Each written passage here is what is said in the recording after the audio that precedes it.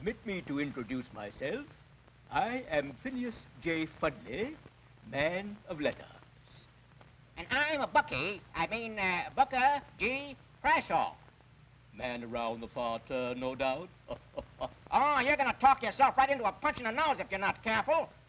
Anyway, folks, this is a program called Language in Action. And may I hasten to add, by way of explanation, that it is a series in which the principles of general semantics will be applied to the multitudinous problems relating to human communication. Well, if that's an explanation, I'm a two-headed elephant. Well, I won't argue with you there. You shut up now. Hold everything. Oh, wait a minute.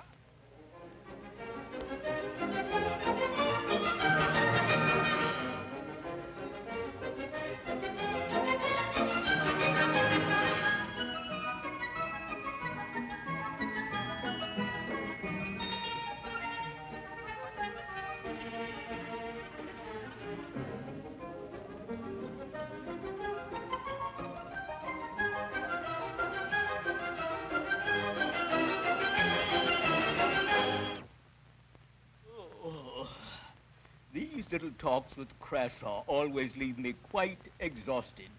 Anyway, it's time now to introduce our senior colleague on this program, Dr. S.I. Hayakawa.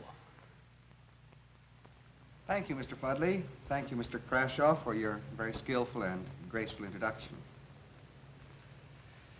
In introducing this series of presentations on the subject of general semantics, let me start out by a quotation from Ludwig Wittgenstein, the late philosopher at Cambridge University in England, who said, "The limits of my language mean the limits of my world."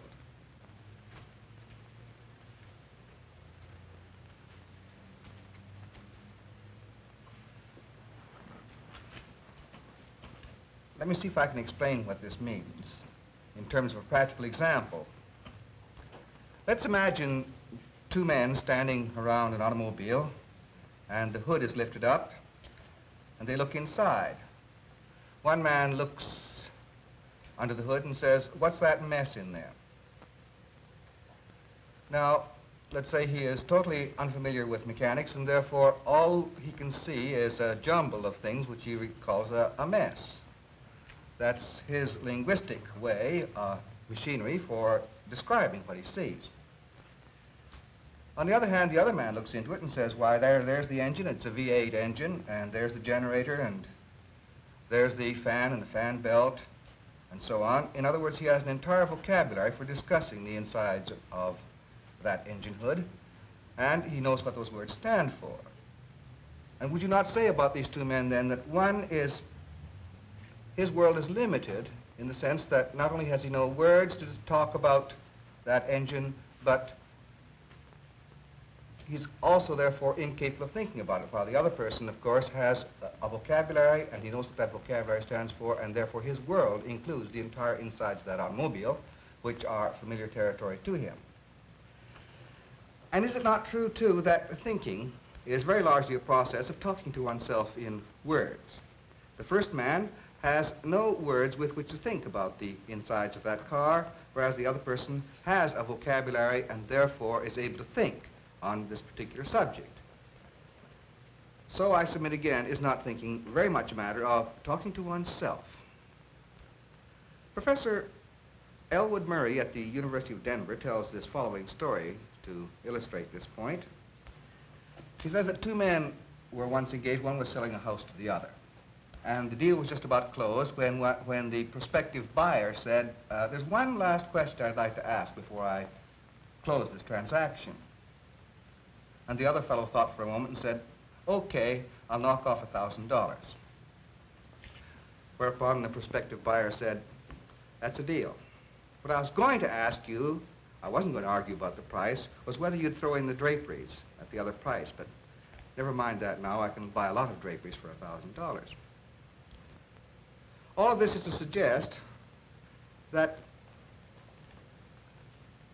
certain thought processes have gone on there. The man had talked to himself in words and decided for himself what the other man meant by the one further question he wanted to ask. And therefore, the fundamental question that we are dealing with is not only what words do you use when you talk to others, but how do you talk to yourself? Hey, Doc, just a minute. I thought you were going to tell us about words and definitions and how to use words exactly in sentences and that sort of thing. It seems to me that Crashaw is deliberately trying to sabotage this program. After all, I did say that the subject was communication, not words. Crashaw, you're a saboteur. What do you mean, saboteur? Didn't I say I asked you a question here? What's the matter here? Gentlemen. This program hasn't been going 5 minutes, and already you've been in a fight twice. I don't know how we can maintain this high-class educational tone we're trying to get into this series if you fellows are always going to be fighting. Now, please calm down, and let me try to go on with this explanation of what general semantics is about. One way of describing it is relating it to other subjects with which you're already familiar. Let's take the matter of grammar. As you know, grammar is the study of the relationship of words to other words in order to make meaningful sentences. And therefore, notice that the truth or falsity of sentences is not properly a concern of grammar itself. We are only concerned that they be in correct English. Now, in the subject matter we know as logic, we are concerned with the relationship of sentences to other sentences. Or, as they say in logic, propositions to other propositions. In short, what you're concerned with in logic is having sentences follow each other logically, coherently, so that you build an airtight argument. Now, in the field known as semantics, we're concerned with something else. We are concerned, first of all, with the speech, or the language, and its relationship to objects and events, the whole complex of the difficult world we have to talk about. And that relationship is the subject matter of semantics. In other words, the speech utterance of any kind may be meaningful or meaningless. We have to know how a given statement may be verified or whether or not it is incapable of being verified at all. And that relationship then is basically the subject matter of semantics. In general semantics, however, we're concerned with still more. Notice that every speech implies a speaker. And the speaker speaks about some set of objects and events, and therefore what he says is ultimately the result of some kind of process going on inside his nervous system about a set of external events. And then he utters his speech, and then the speech falls upon the ear of a hearer. And as a result of hearing that speech, certain ideas may percolate in his mind, as a result of which he may take some action or other, some semantic reaction as regards the objects and events talked about.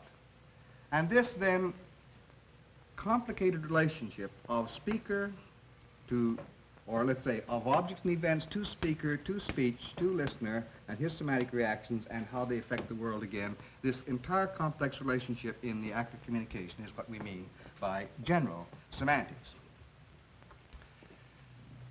Some years ago, when I was a beginning teacher in northern Wisconsin, I had a class with whom I used to discuss current events. And at the time, this is a long time ago, among the current events we discussed was the Civil War then raging in Spain. Funny thing happened about that Civil War. As many of you will remember, the Civil War was fought between two parties.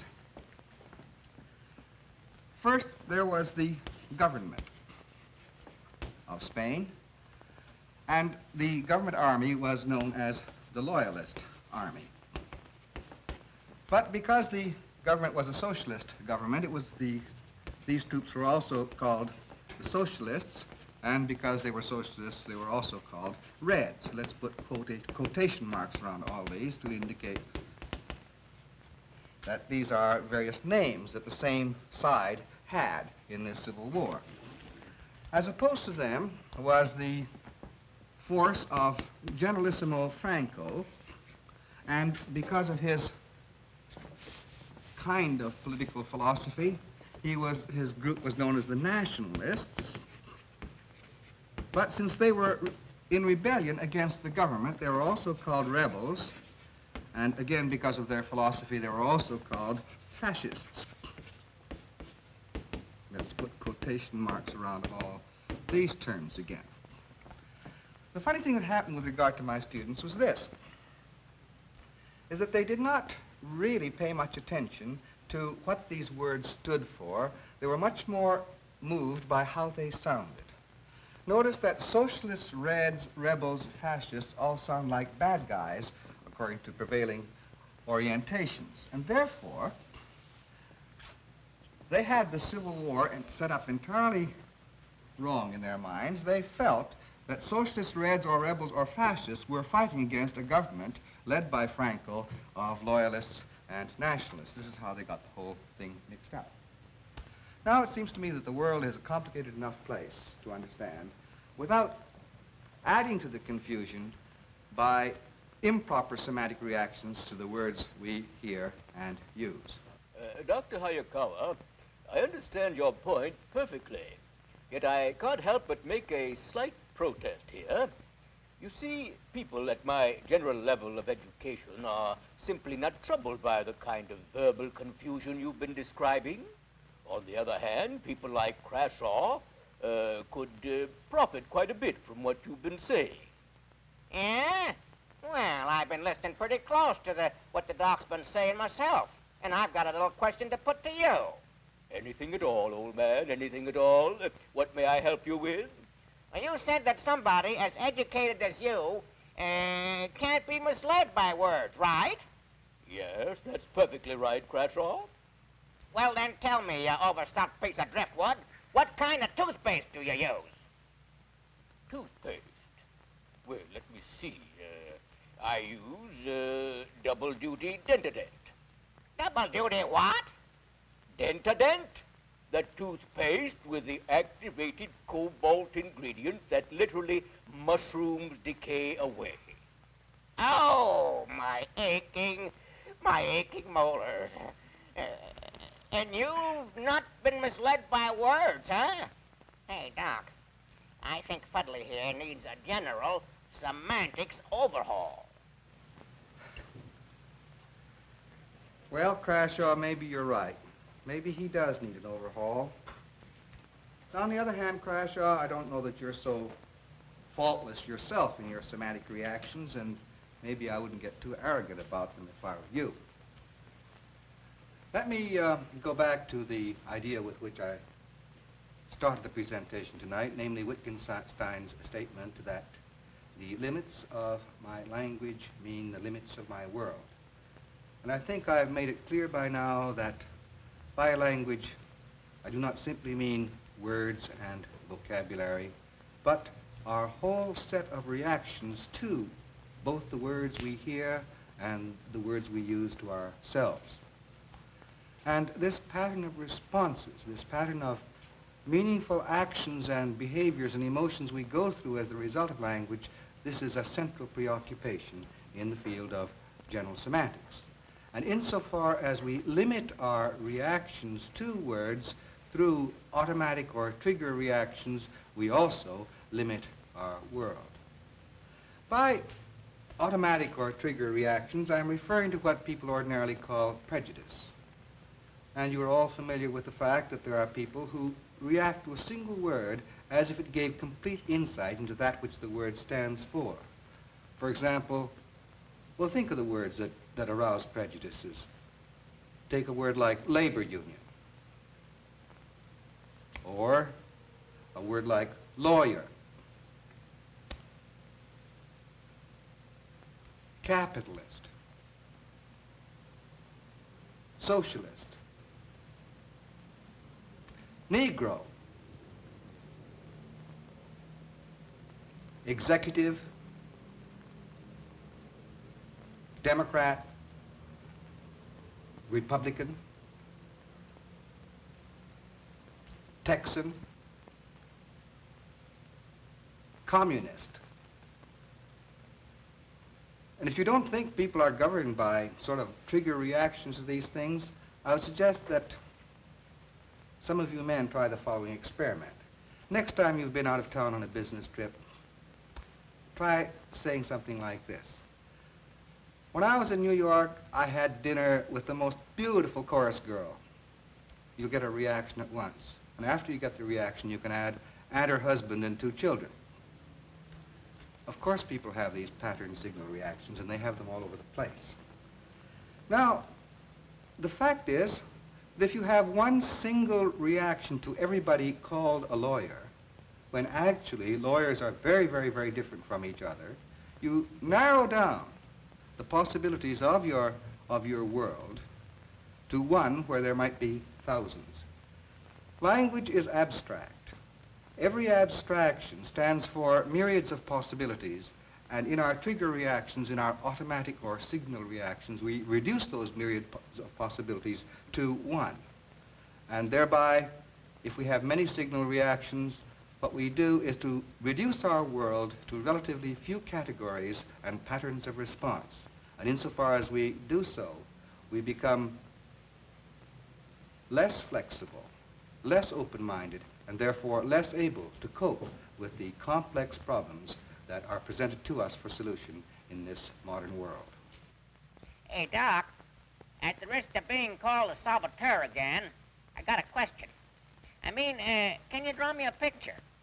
I think I can get you to drive on that, but I'm not sure. And don't look at me like that or I'll steamroller you. Oh, stop that! Stop that indeed. Yes, I think I can draw you a picture, Crashaw, and I'll go up to the blackboard and do it right away. And stop fighting, for gosh sakes. Let me use an example from subhuman species of life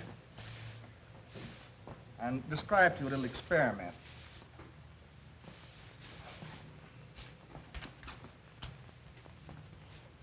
Imagine a little aquarium with water in it, divided in the middle with a sheet of plate glass. And on one side of the sheet of plate glass is, let us say, a wall-eyed pike. And on the other side is a group of little minnows, such as are the natural food for the wall-eyed pike. The pike, on seeing the minnows, of course, makes a dash for them in order to eat them. And every time he does so, he bashes his nose against the plate glass window. Now, the pike is not a highly intellectual creature, and therefore he doesn't get the point very quickly. He continues to bash his nose repeatedly over and over and over again, bashing his nose against that plate glass window, hundreds of times until his nose is all bashed in. But eventually, even a wall-eyed pike learns, and he learns to stop. He's learned that minnows are not good for him because they result in a bash in the nose. Up to this point, notice, he's had only one valued reaction to minnows. He goes after them. After he learns, however, something else happens. The experimenter at this point removes the plate glass window in between, so that now the minnows are free to swim all around him. But of course, now that the wall-eyed pike has learned, he won't go after the minnows anymore. He won't even touch them.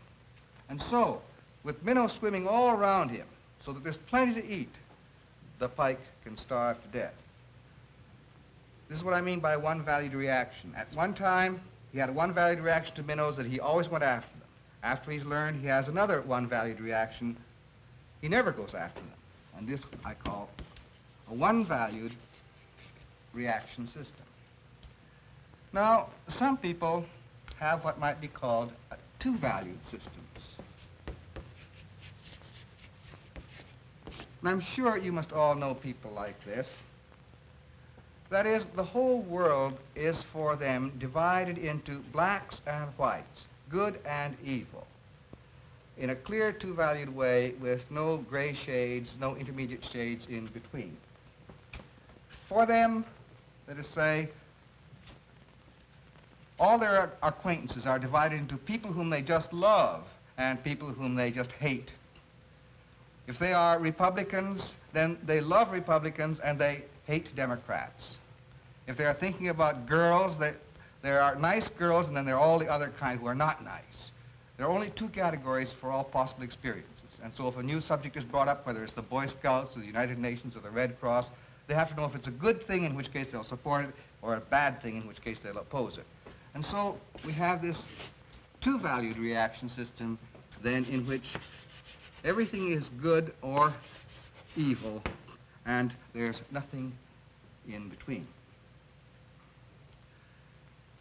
Obviously, this kind of reaction pattern is not enough, not subtle enough, not differentiative enough for problem solving, as I say, in our more complicated world.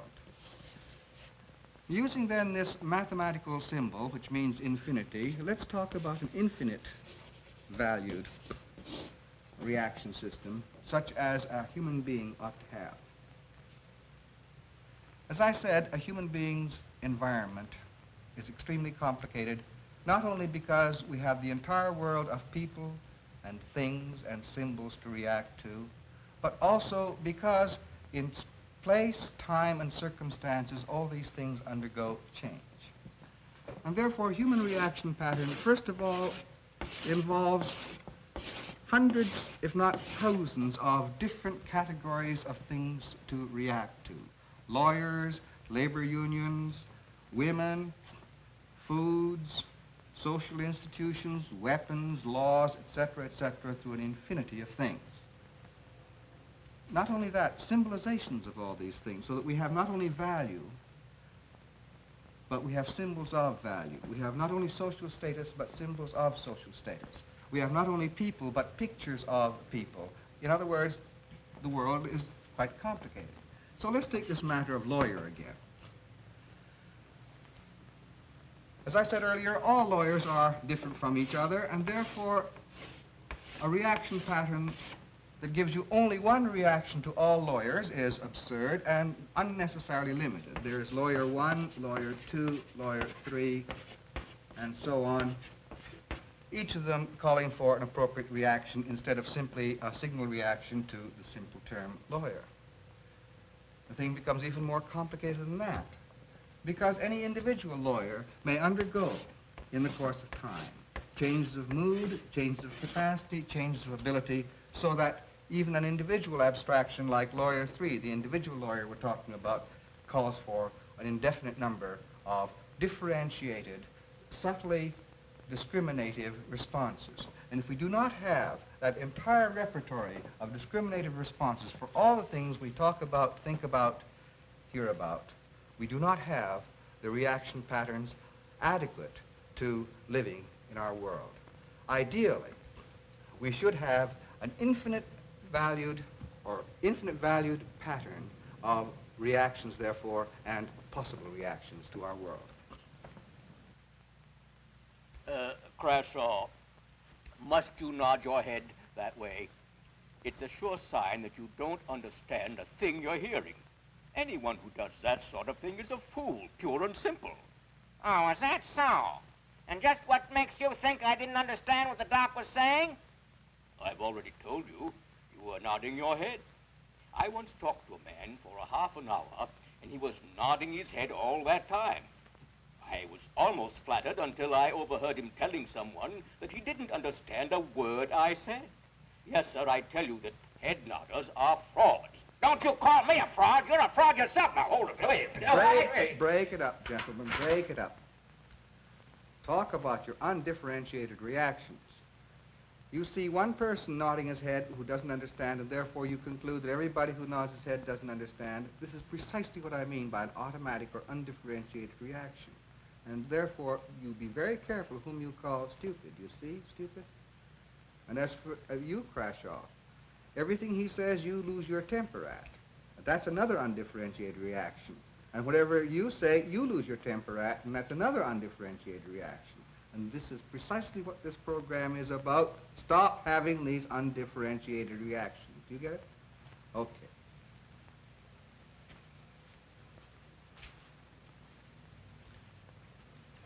Once upon a time, there was a farmer who had chickens in his yard. And in order to expedite their feeding, he trained them so that every time he rang a bell, they would all come forward to be fed. And so this was a very efficient system. At feeding time, he rang the bell. One day, however, the market prices on chicken went pretty high up, and so he decided it was time to send them to market. So in order to gather them all in a convenient place to chop their heads off, what did he do? Bong. He rang the bell, of course. And so the chickens cheerfully trooped forward and had their heads cut off. And this is what I suggest about undifferentiated reactions. We've got to be at least a little more intelligent than wall-eyed pike or chickens. We must be capable of differentiated reactions. We live in a very complex semantic environment. We are surrounded by various bells of one kind or another, linguistic bells. Symbols of patriotism, symbols of religion, symbols of political parties, symbols of all our various loyalties. These symbols are sometimes manipulated for our own good and sometimes for the good of those who manipulate them and not for ours at all. And so we are surrounded then by slogans which, like bells, are supposed to set us off into action of one kind or another. As Wittgenstein said, the limits of my language are the limits of my world. And what this program hopes to suggest is that we expand the limits of our world not only by increased vocabulary, increased command of words, but by increased resources of differentiated reactions to the complex semantic environment. Doctor, as a fitting conclusion to the program, Crashaw and I would like to demonstrate that there are matters upon which we can agree. Yeah, and one of them is about this book called Language in Thought and Action. It's by Dr. S.I. Hayakawa. That's you, Doc.